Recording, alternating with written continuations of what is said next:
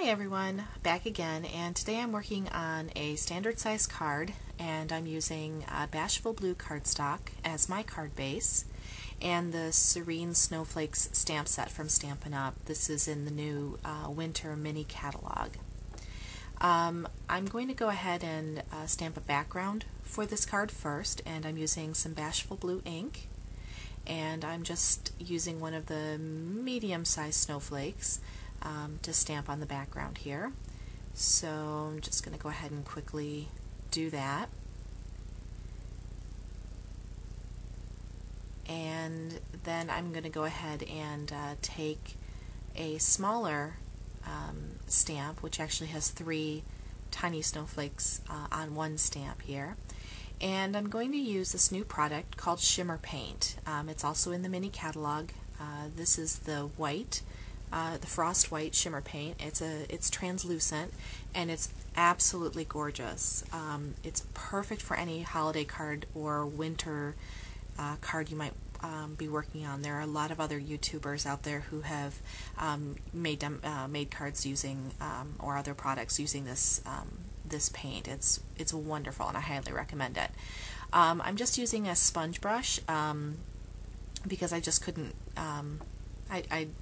I just didn't have my daubers handy, so I used this craft sponge brush, and I'm just inking up the stamp, excuse me, with the paint here, this ink, and I'm just stamping on the background, and you can see the effect that it gives, this beautiful snowy background here. And then I'm just taking a little bit more out of the cap, and I'm just edging this second piece of Bashful Blue cardstock. That piece measures 4 3/4 by 2 1/4, and after I did that, I also then went back over it and sponged the edges just to give it a little bit more depth with some Bashful Blue ink. And then I'm sponging this Whisper White piece. This piece measures 5 inches by 2 1/2 inches.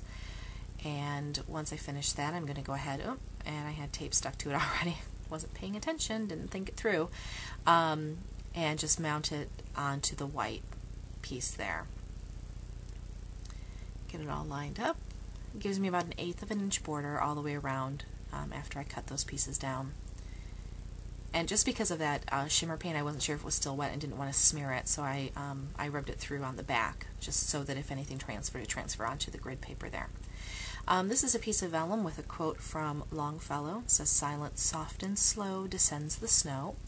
And I'm going to sponge the edges of this vellum piece. I just tore it to give it a little bit more of a little rougher edge rather than trimming it square with my paper trimmer.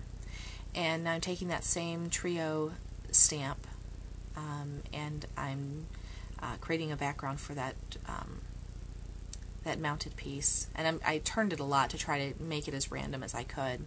And because it's vellum, I'm using some vellum tape here, and I'm strategically placing it behind the words so that you can't see the vellum through, or see the tape through the vellum. And just peeling that up, and then I'll go ahead and adhere it down once I get those pieces taken off there. It's really pretty and a little hard to see here, but the snowflake background just barely peeks through the vellum, and it's a really pretty effect. I was really pleased with how it turned out. And there we go. Now I'm just going to go ahead and adhere that to the base card. I'm going to start by putting some dimensionals on here just to pop it up and give it a little bit of lift. And once I get the backings taken off, I'm going to go ahead and set it down on the upper portion of that card. Get it all lined up there, and there we go.